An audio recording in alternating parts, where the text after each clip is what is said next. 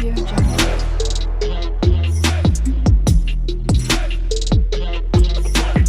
Audio Jungle.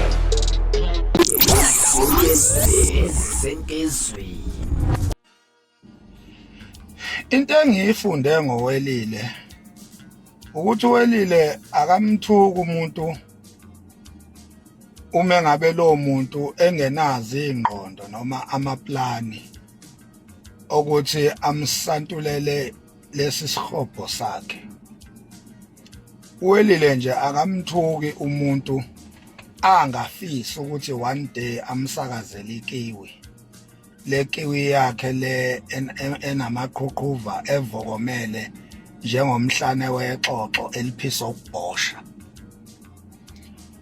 Bana Welile awukahle uma ngabe unya njengoba unya njalo nje, ngoba indlela onya ngayo wena bangitshela abaseduze bakho bathi la ufika khona ufika ucela itoilet, yonke indawo la ufika khona toqala oyicelayo yibhoshi ngoba uyisinyefu nje, uyisinyi, kuthiwa unyi go.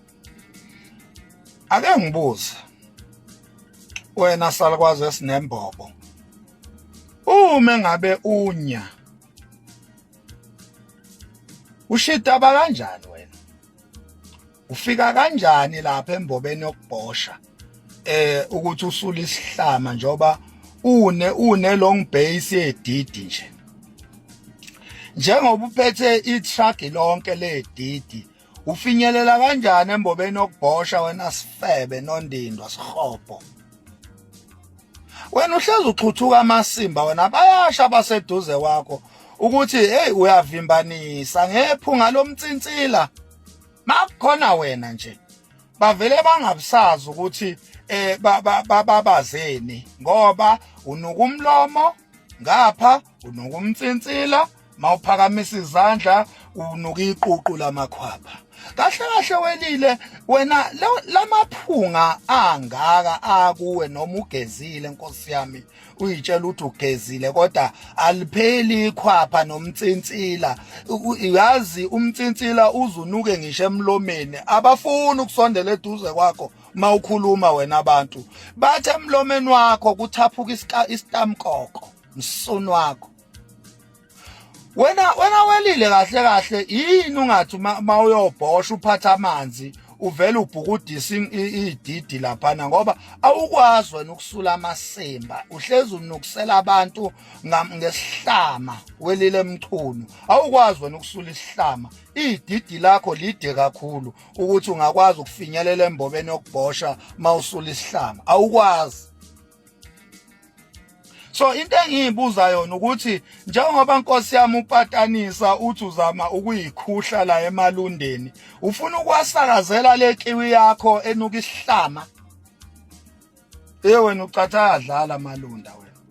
Amalunda afuna ife beziklina, awafuni lesifebe esigugile esifana nawe esihlezi sithaphuka iphunga le toilet nje emlomeni nasemtsintsileni nasemakhwapheni. Wena sifebe lensila egcwele esifubeni sakho uyoyigeza nini wena nondindwa?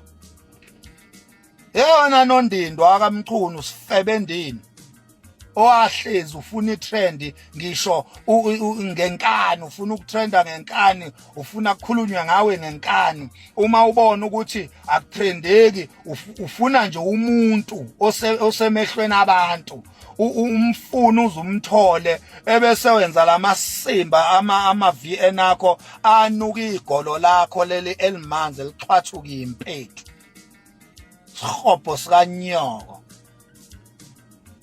Wena uhlezi ukwatela nje, wakwatela wakwatela kuZimdola la, wamthuka uZimdola khwiqiqi manje nje kade uxolisa, kodwa kulamasimba eVN oyenzile uthinta igama lami ngalomlomo wakho onuka ibhoshi, uthi wena awukazi udelele muntu. Buxoliselani kuZimdola sifebe? Wasuka lapho wena wahamba wayokotela Ngizwe Mchunu, umbiza ngobhuti wakho uthi uNgizwe Mchunu wakini. Uqamba amanga sifebe, ukotela ufuna ukuyontshontsha udumo luka Ngizwe Mchunu. Uthe mayekuziba uNgizwe Mchunu wabuya wena wamthuka uNgizwe Mchunu.